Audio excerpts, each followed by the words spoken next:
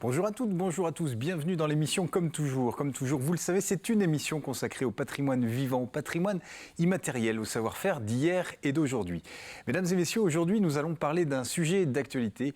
Nous allons parler solidarité, soutien avec le peuple ukrainien. Et nous recevons pour cela l'association Vendée-Ukraine et son président, Alain Lédé.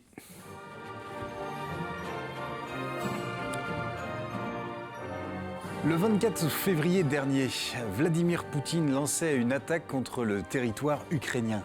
Une guerre qui nous rappelle combien la paix est fragile, une guerre qui doit nourrir notre désir de démocratie. Ne commettons pas l'erreur de penser que nos démocraties sont innées et indétrônables. Depuis le 24 février, nombreux sont les peuples à se réunir pour dire leur soutien et leur solidarité. Et c'est notamment le cas en Vendée. Avant même tout appel, l'association Vendée-Ukraine est témoin d'un énorme élan de solidarité et ne ménage pas ses efforts pour accueillir le peuple ukrainien, collecter les dons financiers et matériels, redistribuer au-delà de la frontière les vivres et les produits de première nécessité.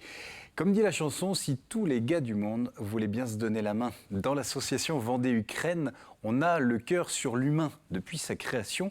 Ici, depuis des années, toutes les mains sont les bienvenues. Les mains gauches comme les mains à droite, les mains qui pointent l'index comme celles qui donnent un coup de pouce, les grosses mains comme les petites mains qui sont mains courantes, les mains vertes, des mains de jardinier, des mains de maître, des mains gantées, des petites menottes aux petites pommes de reinette et pommes d'api.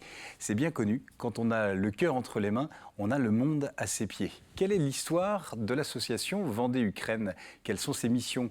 Dans ce contexte de guerre, comment se traduisent ses actions? De quoi a-t-elle besoin? Comment les aider? Voilà autant de questions que nous allons poser à notre invité Alain Lédé, président de Vendée-Ukraine. Bonjour Alain. Bonjour. Merci bien d'être venu nous rencontrer sur ce plateau et d'avoir pris du temps, parce que j'imagine que le temps est précieux ces temps-ci. Oui, c'est le cas. Oui, les journées sont courtes. Les nuits les sont nuits longues. aussi. D'accord. Il y a du travail. Oui. C'est ça.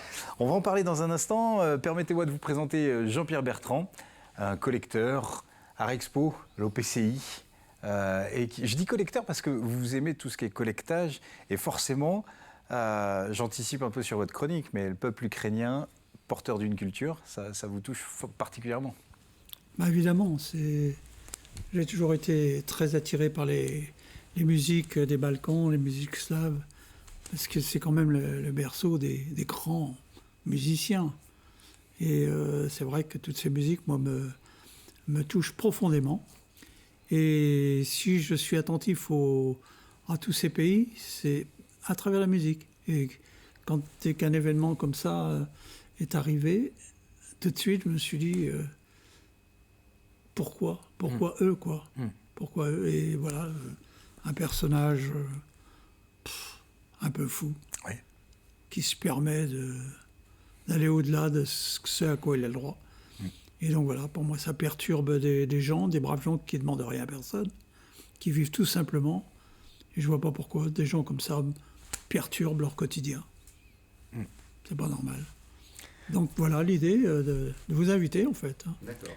D'ailleurs, un sujet qui vous parle, forcément, l'approche culturelle d'une population, c'est... Parce qu'au départ, Vendée-Ukraine, c'est quoi l'histoire de l'association? Alors, l'histoire de l'association, c'est justement commencer par la partie culture, puisque la première vocation de l'association a été d'organiser des spectacles de folklore ukrainien en Vendée. On a commencé, alors je n'étais pas dans l'association à l'époque, mais l'association a commencé dans les années 97, par un premier spectacle sous l'égide de Famille Rurale, et donc a continué comme ça pendant plusieurs années jusqu'à la création de l'association Vendée-Ukraine, donc en 2003. Alors pourquoi? Parce que Jean-Claude Darigo, donc prêtre ouvrier à France 2 à l'époque, était tombé lui aussi amoureux du folklore ukrainien et des Ukrainiens, parce qu'ils ont aussi une qualité d'accueil qui est quand même énorme. Ouais. Donc a demandé à l'époque à François Blanchet d'organiser des spectacles parce qu'il était journaliste, et puis ils se sont mis de connivence, et puis du coup l'association a été créée. Donc la culture ukrainienne, oui, est importante pour nous, c'est elle qui fait vibrer tous nos bénévoles quand ils viennent présenter les spectacles et nos familles d'accueil. Et qu'on voit tourner dans le département de spectacle en spectacle. C'est ça, alors avant le Covid, en tout cas, bien évidemment, tous les printemps, on les avait sur des tournées qui pouvaient durer jusqu'à une dizaine de jours dans les salles vendéennes. Donc en fait, c'est une association qui n'avait pas vocation à travailler en temps de guerre, du tout.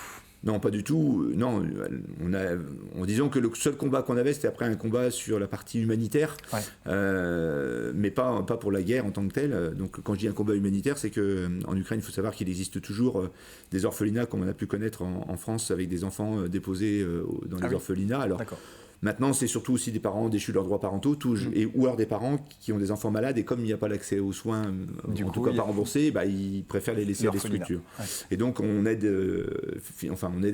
toujours financièrement donc, des orphelinats dans la ville de Lviv, une ville de 800 000 habitants. On est à l'ouest de l'Ukraine. Complètement, on est à 80 km de la frontière polonaise. Ouais. C'est une ville actuellement de 800 000 habitants qui n'a pas encore été, entre guillemets, bombardée. Ils s'y préparent, bien évidemment, et qui sert de tête de pont pour pouvoir apporter des aides humanitaires. Donc on aide donc 2 orphelinats, une maison de retraite, on aide aussi l'hôpital pédiatrique de Lviv, et puis on aide des familles en difficulté puisque pas d'accès aux soins, pas de sécurité sociale. Donc voilà, c'était nos vocations premières. Et donc en temps de guerre, non, on n'avait pas vocation à ça. Et aujourd'hui, on est submergé tout simplement parce que on imagine avec les moyens qui existent, vous tapez sur Google comment aider des Ukrainiens en Vendée, Vendée Ukraine, vous avez forcément. Voilà, et nous on avait depuis toujours nos numéros de téléphone et adresses mail sur le site. On n'avait jamais été trop. Et là, c'est de la folie. C'est de la folie pure. Alors, qui nous fait chaud au cœur, mais on va en parler, il va falloir le gérer parce que c'est un peu compliqué. Au quotidien, j'imagine. C'est ça. J'imagine. Et ça veut dire que des liens forts existaient déjà. Donc, il y avait une habitude à recevoir des familles. Alors, pas dans un même contexte, mais c'est quand même quelque chose, vous avez un savoir-faire à ce niveau-là. C'est ça, alors, comme vous dites, il y avait un lien très fort qui se tissait, tout simplement parce que je vous disais, quand on organise des spectacles, nous, on s'occupe de toute la partie logistique, dont les familles d'accueil. Oui. Donc il fallait 25 familles d'accueil pour loger les 50 Ukrainiens qui venaient, enfants et adultes accompagnants, 25 dans le bocage et 25 sur les achats, puisque en général la tournée, on essayait de la faire sur toute la Vendée pour faire plaisir un peu à tout le monde. Et donc ces mêmes familles et bénévoles, quand ils voulaient aller en Ukraine avec nous en payant leur voyage, ça c'est important, on paye notre voyage quand on va en Ukraine pour amener les aides humanitaires, souvent étaient hébergés chez les parents des enfants qu'ils avaient hébergés. Imaginez le lien qu'il pouvait y avoir, à tel titre que moi, quand j'ai découvert l'association en 2008, la première fois où je l'ai découvert, c'était l'accueil du bus des Ukrainiens qui arrivaient en Vendée pour être dans les familles d'accueil. Et j'avais l'impression tout simplement que les grands-parents accueilllaient leurs petits-enfants. C'est ça. La connivence, c'était un truc voilà. Et donc, imaginez aujourd'hui comment on peut souffrir de ce qui leur arrive, eux qui n'ont rien demandé à personne, comme vous l'avez dit tout à l'heure. Vous n'avez pas attendu que l'Ukraine soit sous les projecteurs pour œuvrer pour ce pays. Non, mais puis c'est un pays qui vous marque à vie. Ils vous donnent ce qu'ils n'ont pas. Donc voilà. Ah oui. Ouais. Enfin, ils nous donnent des valeurs, en tout cas, qui ne sont pas financières. Ils nous donnent des valeurs qu'on a peut-être tendance à oublier ou galvauder de temps en temps, mais qu'on retrouve aujourd'hui dans l'élan de solidarité des Français et des Vendéens. Donc on se dit, en fait, c'est dommage que ça soit dans l'adversité. On va essayer de rebondir pour que dans la durée, on puisse tenir et puis qu'on puisse repartir sur des missions dès que cette guerre sera terminée, mais on ne sait pas quand. Et donc pour la durée d'accueil, oui, vous avez raison. C'est ce qu'on dit d'ailleurs, quand il y a des personnes qui postulent comme famille d'accueil, on leur dit voilà, nous on avait l'habitude de les accueillir 15 jours, là on n'a pas la durée, ils ne parlent pas la langue, il faudra au moins les nourrir parce qu'on ne va pas faire du portage de repas sur toute la Vendée, c'est pas possible. Alors ils ne parlent pas la langue, on vous mettra des interprètes avec numéro de téléphone à disposition. Donc ça et puis on demande carrément les disponibilités sur les 6 mois à venir ou indisponibilité de ces personnes pas de pour pouvoir faire, déjà pour se rendre compte. Et on a des personnes qui nous disent non, en fait on ne s'était pas rendu compte et il vaut mieux que ça soit maintenant qu'une fois que vous avez mis les familles. Et donc, on a prévu en fait d'avoir des familles qui seront des familles de réserve et puis d'autres qui seront des familles de front tout de suite. Maintenant, je profite qu'on soit là pour calmer le jeu tout de suite. Les réfugiés ukrainiens arrivent pour l'instant en Vendée au compte-gouttes. Donc, ne soyez pas étonnés si on ne vous sollicite pas. Ce qu'on est persuadé par contre, c'est que la guerre risque de durer et qu'à un moment ou à un autre, quand on vous sollicitera, il ne faudra pas avoir oublié que vous étiez porté postulant. C'est ça, parce que le risque, et on sait comment fonctionnent les médias, c'est qu'on en parle beaucoup. Donc aujourd'hui, c'est l'actualité. Demain, le conflit n'est pas forcément pour autant réglé, mais c'est un pays à pas oublier, un peuple à toujours soutenir. Et c'est arriver à gérer cet élan de solidarité pour qu'il dure et perdure. C'est ça. Que ce ne soit pas un simple feu de paille. C'est ça, de canaliser tout ça, et de canaliser aussi les aides matérielles pour nous apporter les bonnes aides matérielles au bon moment. Je prends l'exemple, je le redis, des vêtements. On n'a pas besoin, les Ukrainiens n'ont pas besoin de vêtements aujourd'hui. Pour l'instant. Peut-être que demain, quand on aura pas mal d'Ukrainiens d'arriver ici, qui seront venus avec les vêtements d'hiver et donc pas de vêtements d'été, les enfants qui n'auront pas les vêtements non plus. Je parlais des jouets, c'est pareil. Peut-être que, alors des jouets sans consigne en français, puisqu'ils ne parlent pas la langue, mais des jouets, des puzzles, etc. Peut-être qu'on pourra organiser une rencontre d'enfants qui apportent leurs jouets à des Ukrainiens, mais dans un second temps. Pour l'instant, c'est pas les premières nécessités. Le vivier de l'association, c'est combien d'adhérents, c'est combien de... Alors Vendée Ukraine, c'est une centaine de familles adhérentes sur le territoire. Famille, parce que c'est pas par personne, c'est par famille. On intègre tout le monde à l'intérieur. Mais du coup, être membre du bureau aujourd'hui, c'est un emploi à plein temps. Oui, alors j'imagine. C'est ça. Donc du coup, moi je travaille, donc concrètement là, il me fallait 4-5 jours de congé pour pouvoir, avec mon conseil d'administration, parce qu'on est quand même 15, redistribuer les rôles maintenant qu'on a compris les rôles. C'est ça, parce que vous découvrez aussi. C'est ça.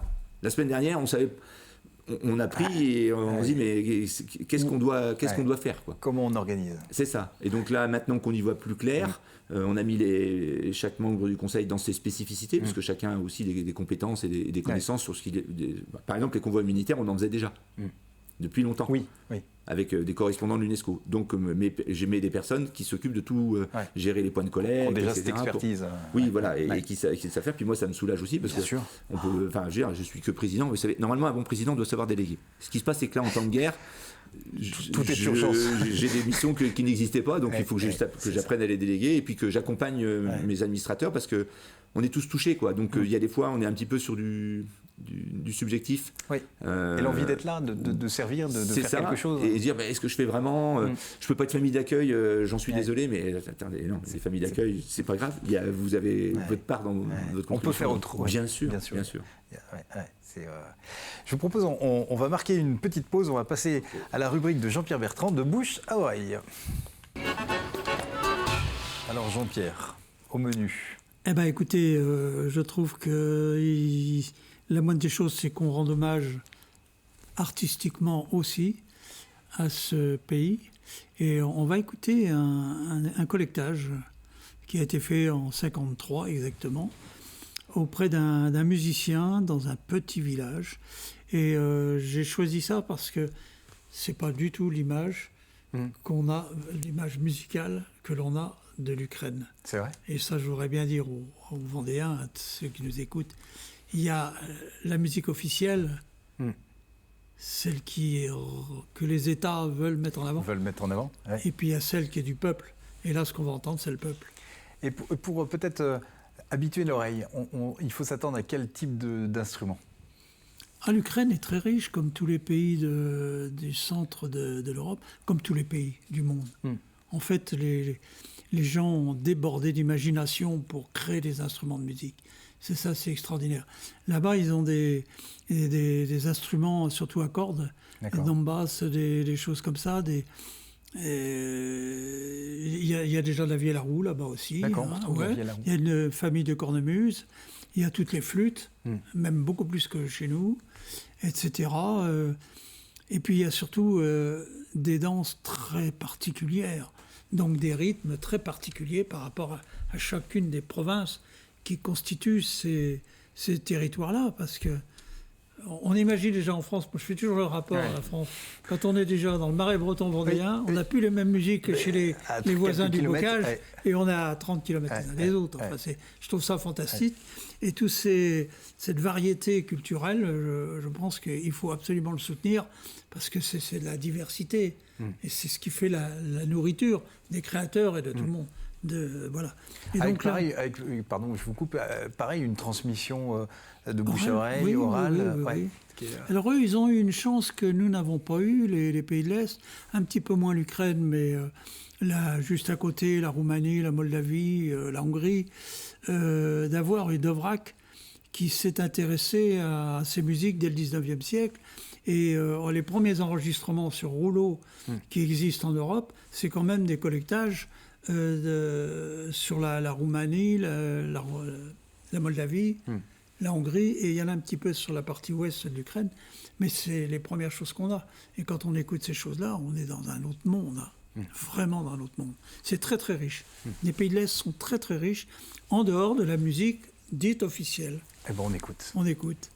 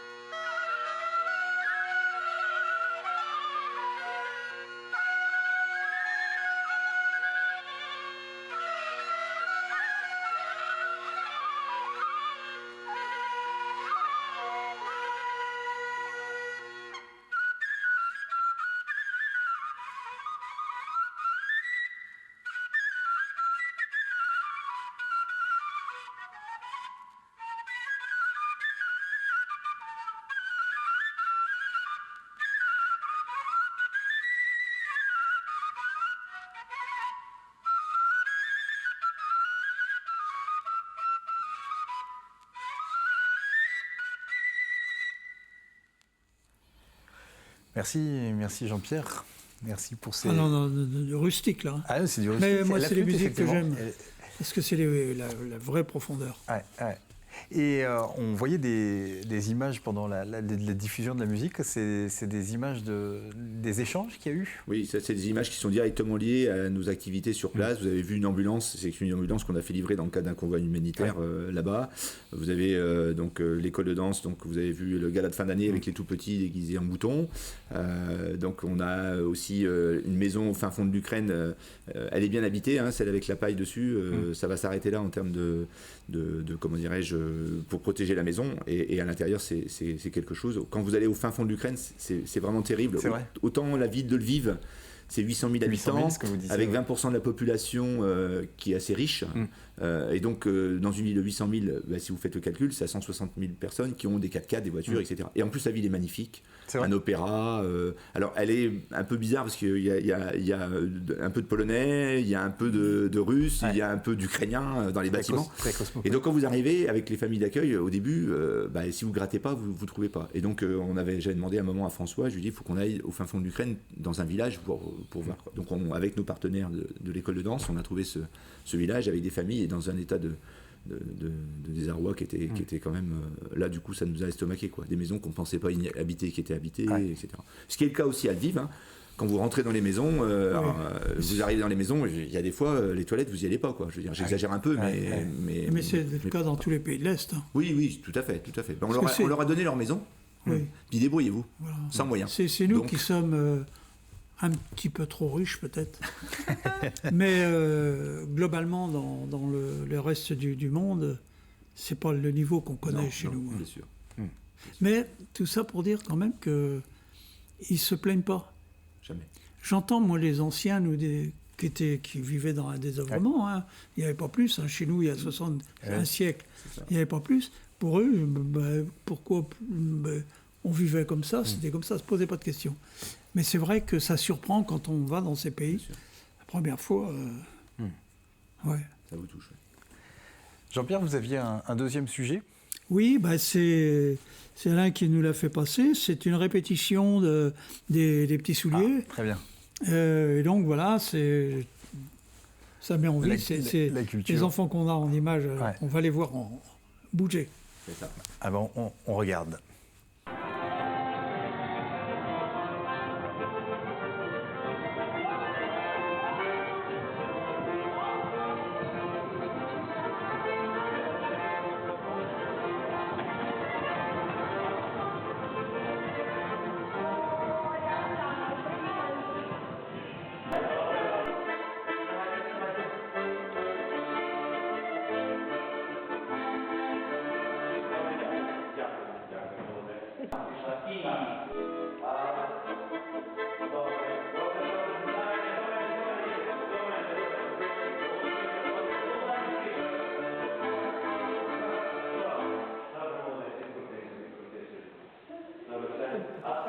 Ce qu'il faut pas oublier. Oui, Jean-Pierre ? Oui, ce qu'il ne faut pas oublier dans les pays de l'Est, c'est qu'après la guerre, pratiquement a été organisé des académies du folklore. C'est-à-dire que c'était institutionnalisé ? des académies où on apprend la danse au tout petit, on apprend la musique. C'est pour ça qu'on voit des virtuoses aujourd'hui dans les spectacles qui viennent comme ça de ces pays-là. C'est des virtuoses, mais c'est parce que c'est académifié. Et donc voilà, ça donne une autre dimension. Il n'y a pas le côté les ploucs avec vos danses folkloriques comme chez nous, et puis d'un autre côté l'académie où ce qu'ils font, tout est bien. Non, moi je troune ça super. Elles sont précieuses ces images, parce que moi qui ai assisté en tant que spectateur au spectacle des Petits Souliers, on ne voit jamais ça. Ben là, on est dans les répétitions. Ça se passe en Ukraine. C'est ça se passe en Ukraine, à l'école de danse. Alors, nous, nos bénévoles, quand on y va, on s'installe au bout et puis on les regarde danser. Et c'est que du bonheur. Et ces vidéos sont faites par des familles d'accueil qui étaient présentes. Et effectivement, on a l'honneur de pouvoir les voir commencer. Vous voyez, ils ont là 3 ans. Quand on dit qu'ils commencent à l'âge de 3 ans, voilà, ils arrivent en France. Les plus petits ont 9 ans. Imaginez, ça fait déjà 6 ans qu'ils ont... Avec un tel niveau d'exigence, parce que moi, et il y a ça aussi, bien évidemment. C'est une performance. Moi, je vous dis, alors, quand ils sont en spectacle, nous, on présente avec François pour l'exigence. Il n'y a que l'exigence sur la danse, voilà, comment faire. Mais ce qui est impressionnant, qu'ils aient entre 9, 16 ou 17 ans, quand on est dans les coulisses, avec tous les accessoires, les changements de costumes, etc., à partir du moment où c'est lancé, la chorégraphe, à part faire quelques coiffures, des retouches, tout le reste, c'est que les enfants qui gèrent, de A à Z. C'est un truc de fou. Et si jamais il y a un truc qui dépasse, il y a le plus grand qui va corriger au plus petit, ou le plus petit au plus grand. C'est un truc de mal. Les cordes à sauter, moi à chaque fois, c'est bluffant. Oui, c'est une sacrée école de la vie aussi. Ça veut dire qu'il y a une telle appropriation du spectacle par l'enfant, finalement. C'est ça. Il y a l'appropriation du spectacle par l'enfant, puis quand ils viennent en France, c'est vraiment une fierté. On sent la fierté de ce que vous disiez, c'est de présenter leur folklore. Nous, on trouvait ça arrière. Non, eux, c'est leur identité, c'est ce qu'ils veulent montrer, quoi. Et en plus, ce qui est super sympa, et ce que vous disiez par rapport aux régions, c'est que Maria essaye de faire des danses qui sont typiques en fonction des régions de l'Ukraine que l'on veut traverser, quoi. Mais là, effectivement, ils ont 3 ans et personne ne les voit à 3 ans comme ça. C'est des images très rares. Excellent. Et voilà, je voulais vous en faire profiter parce que je voulais vous montrer ce que c'est que le peuple ukrainien dans tout ce qu'elle peut nous apporter à nous quand on y va. C'est une très belle idée, ça donne d'autant plus d'ampleur au vu des événements aujourd'hui. Il existe dans chaque département des associations autour de l'Ukraine. Est-ce que les Petits Souliers, on les retrouve ailleurs, dans d'autres départements? Alors, en fait, oui, tout à fait. Tout simplement parce que, en fait, les Joyeux Petits Souliers est la structure nationale qui gère l'école de danse, donc toutes les charges qu'il peut y avoir, les salaires, etc. Et puis, elle gère toute la partie coût des tournées pour les faire venir en France. Nous, après, derrière, en Vendée, comme d'autres antennes locales, on cherche des salles gratuites le plus souvent, et on fournit les familles d'accueil et toute la logistique, billetterie, accueil des gens et tout. Et donc, il y en a ici en Vendée, donc une antenne, mais il y en a une en Anjou, en Bretagne, en Charente-Maritime. Vous en avez une à Troyes, une à Lyon, dans le Tarn. Donc, en fait, chaque année, on essaye de les faire découvrir dans des régions différentes. Mais chacune des antennes locales, après, derrière, fait des activités tout au long de l'année pour aider le côté humanitaire, là, du coup. Et vous êtes en lien aujourd'hui par rapport aux événements. Comment ils se mobilisent? Alors, il ne s'agit pas de dire que la terre vendéenne est exceptionnelle, mais tout à l'heure, je disais en introduction qu'il n'y a pas eu d'appel, il y a eu un élan spontané qu'il faut gérer maintenant. Est-ce que c'est le cas dans d'autres territoires?